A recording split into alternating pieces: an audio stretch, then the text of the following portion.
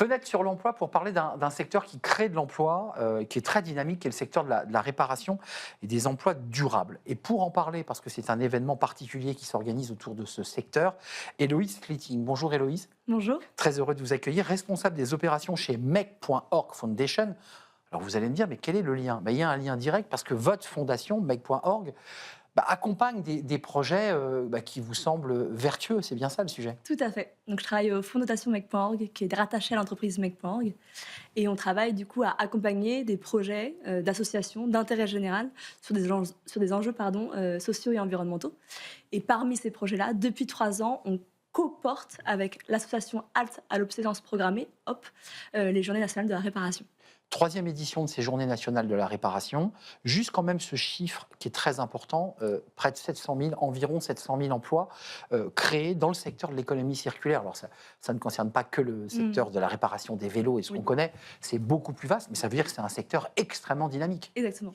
Ce chiffre, il est à l'échelle de l'Union européenne, donc c'est plus large que la France.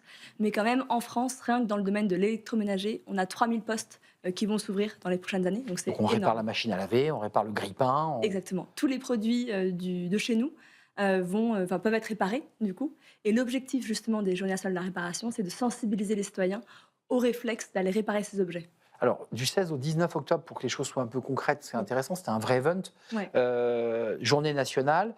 Ça se passe comment? Où est-ce qu'on peut aller s'informer, peut-être même déposer en même temps, en profitant, j'imagine, apporter, je ne sais pas, son aspiro qui ne marche pas, et au lieu d'en racheter un neuf, on va le faire réparer. Comment ça marche? Alors, en fait, pendant 4 jours, donc du 16 au 19, on a des structures.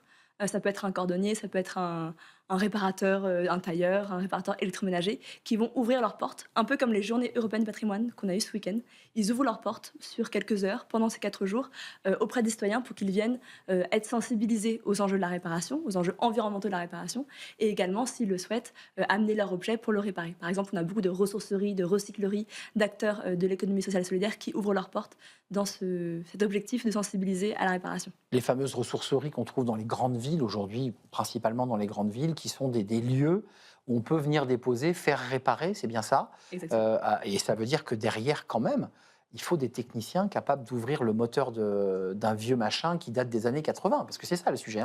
Complètement. Former ces personnes et pouvoir être capable de repartir avec son grille-pain sans en racheter un neuf. C'est bien ça le sujet. Exactement.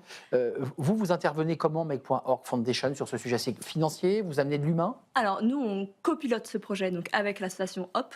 On va trouver des mécènes financiers qui financent le projet. Donc, on a typiquement Écosystème, Refashion, Orange, Fnac Darty, Boulanger, Modèle Tissu.